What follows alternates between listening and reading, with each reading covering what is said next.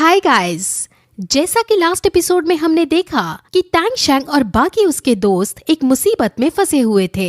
उन्हें एक बहुत बड़े सोललैंड मास्टर ने पकड़ लिया था और वो उनमें से किसी एक को मारना चाह रहा था क्योंकि वो बाकी सबको ट्रेन करके अपने अंडर वर्क कराना चाहता है। लेकिन उसे श्रेक स्कूल को मारने का मिशन मिला था, इसलिए उसको किसी एक को तो मारना ही था।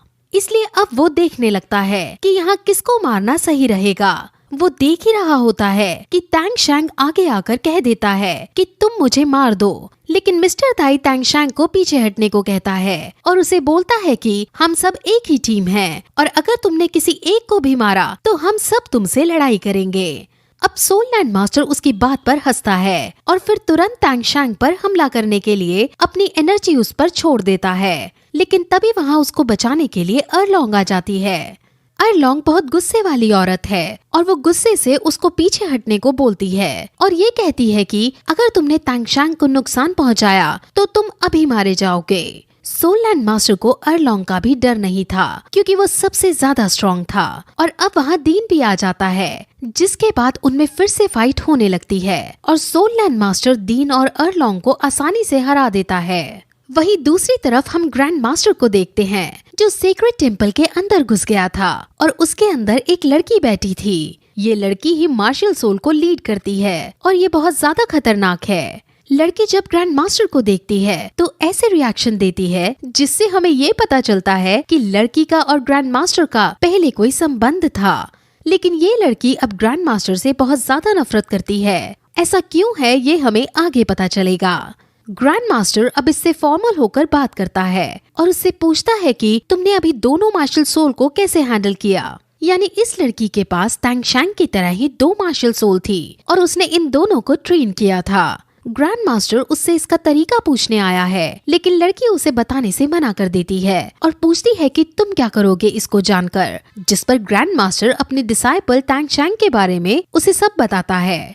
लड़की हंसते हुए कहती है कि उस डिसाइपल को तुम्हें ट्रेन करने की जरूरत नहीं पड़ेगी क्योंकि मैंने टैंग शैंग को मरवाने के लिए अपने किलर्स भेजे हैं। उसे मरना होगा क्योंकि वो एक जीनियस है और उसके संबंध टियानडो एम्पायर और कीबो ट्राइब के साथ बढ़ रहे हैं, जिस वजह से अगर वो सोललैंड मास्टर बन गया तो हमें दिक्कत होगी। ये सुनकर ग्रैंड मास्टर के होश उड़ जाते हैं और वो उसे ऐसा ना करने को कहता है, लेकिन वो लड़की नहीं मानती और कहती है कि तुमने मुझे पहले बहुत दुख दिया है और अब मेरी बारी है अपना बदला लेने की। वहीं दूसरी तरफ टैंग शैंग और बाकी सब कमजोर पड़ रहे होते हैं और तभी वहाँ वो बुढ़े दादा दादी आ जाते हैं। अगर आप भूल गए हो तो मैं आपको याद दिला दूं कि ये वही दादा दादी हैं जो अपनी पोती के लिए स्पिरिट रिंग्स ढूंढ रहे थे, लेकिन दोनों बार उनके बीस्ट को टैंग शैंग ने मार दिया था। ये दादा दादी अपनी पोती के संग यहाँ से गुजर रहे थे और अब जब इन्होंने देखा कि टैंग शैंग खतरे में है तो ये यहाँ टैंग शैंग को बचाने आए हुए होते हैं। इन दादा दादी को अनराइवल्ड ड्रैगन सर्पेंट कपल कहते हैं और ये बहुत ज्यादा स्ट्रॉन्ग है। अब ये सोललैंड मास्टर पर अटैक कर देते हैं और इनके बीच एक लंबी फाइट चलती है। ये फाइट बहुत आइकॉनिक लेवल की है जो देखने लायक है। दादा दादी बहुत अच्छे फाइटर हैं, लेकिन सोललैंड मास्टर की लेवल्स बहुत ज्यादा हैं, जिस वजह से दादा दादी अपना बेस्ट देने के बाद भी सोललैंड मास्टर को नहीं हरा पाते। अब दादा दादी हार जाते हैं और सोललैंड मास्टर उनकी पोती को उठाकर उसको मारने की धमकी देकर कहता है कि तुम यहाँ से चले जाओ क्योंकि मेरी तुमसे कोई दुश्मनी नहीं है। अपनी पोती की जान खतरे में आता देख उनके पास कोई और चारा नहीं बचता और पोती की जान बचाने के लिए वो यहाँ से भाग जाते हैं। अब फिर सोललैंड मास्टर टैंग शैंग पर हमला कर देता है और टैंग शैंग को भी लगता है कि आज उसका आखिरी दिन है, लेकिन तभी वहाँ पॉइजन मास्टर आ जाते हैं और वो टैंग शैंग को बचाता है। पॉइजन मास्टर की ताकत तो आप सभी को पता है और सोललैंड मास्टर जब अपने आदमी को पॉइजन मास्टर को लड़ने के लिए भेजता है तो पॉइजन मास्टर एक ट्विंच में ही उसको दूर उड़ा फेंकता है। ये देखकर सोललैंड मास्टर के होश उड़ जाते हैं। असल में पॉइजन मास्टर भी एक बहुत शक्तिशाली सोललैंड मास्टर है और अब दो सोललैंड मास्टर की फाइट होने वाली है जो बहुत ज्यादा इंटरेस्टिंग होगी। वहीं दूसरी तरफ ग्रैंड मास्टर जिसको लड़की के ऊपर गुस्सा आ रहा था वो उसको धमकी देने लगता है, लेकिन अब लड़की भी अपनी ताकत उसको दिखाती है और कहती है कि तुम मेरा कुछ नहीं बिगाड़ सकते हो। वही पॉइजन मास्टर अब सोल लैंड मास्टर को धमकाता है और उसे तैंगशैंग के फादर के बारे में बताता है कि अगर तुमने तैंगशैंग को नुकसान पहुंचाया तो इसके फादर तुमसे बदला लेने आएंगे। सोल लैंड मास्टर उसके फादर के बारे में सुनकर डर जाता है, लेकिन अब वो अपनी इज्जत के खातिर बीच में नहीं जा सकता था, इसलिए वो अब अपने डर को साइड हटाकर अपने मिशन को पूरा करने के बारे में सोचता है और अब वो पॉइजन मास्टर से लड़ने लगता है।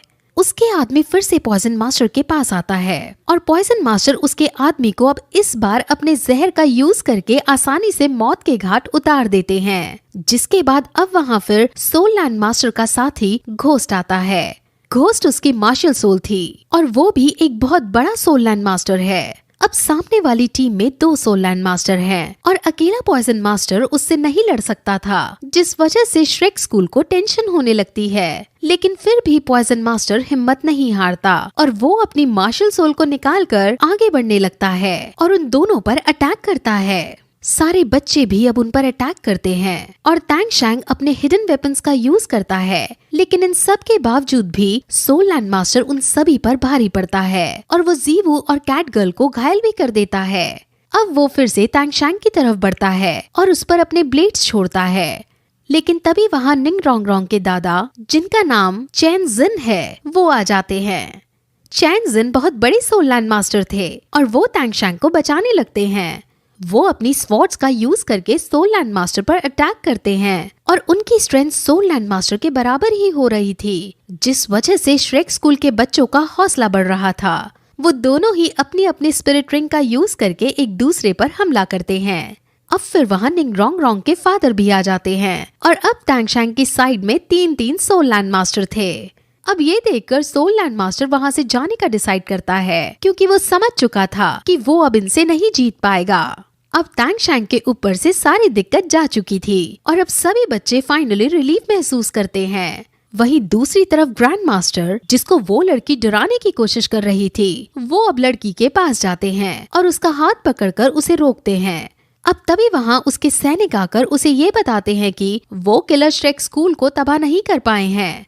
ग्रैंड मास्टर समझ जाते हैं कि 20 साल पहले जो तैन खाओ ने मार्शल सोल हॉल के खिलाफ जाकर उनसे लड़ाई की थी, उसका बदला ये ले रही है और आज इसलिए उसने उसके बेटे को मारने के लिए किलर्स भेजे थे। वहीं दूसरी तरफ अब अंकल स्वॉर्ड और अंकल बोन तैंगशैंग से मिलते हैं और बाकी स्कूल के बच्चे भी वहाँ आ जाते हैं। वहाँ प्रिंस जुई मौजूद हैं और प्रिंस जुई अब आगे जाकर तैंगशैंग की लाइफ में बहुत बड़ा रोल निभाने वाले हैं, इसलिए प्रिंस जुई बहुत इम्पोर्टेंट कैरेक्टर है। तैंगशैंग उन्हें धन्यवाद बोलता है और अब सब फिर वापस गाड़ियों में बैठकर जाने लगते हैं। तैंगशैंग और चीफ निंग बातचीत करते हैं, जिसमें उन्हें ये पता चल जाता है कि वो दोनों मार्शल सोल हॉल के आदमी थे और वो तैंगशैंग के टैलेंट से अट्रैक्ट होकर तैंगशैंग को मारने आए थे।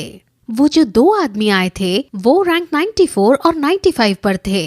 उनमें जो घोस्ट सोल लैंड मास्टर है उसका नाम गुइमी है। वो दोनों इतने स्ट्रॉन्ग थे कि अगर वो अपनी फुल स्ट्रेंथ का यूज करें तो वो हम तीनों को आसानी से मार सकते थे, लेकिन उन्होंने ऐसा नहीं किया क्योंकि वो हमारी ट्राइब से अभी दुश्मनी मोल नहीं लेना चाहते थे।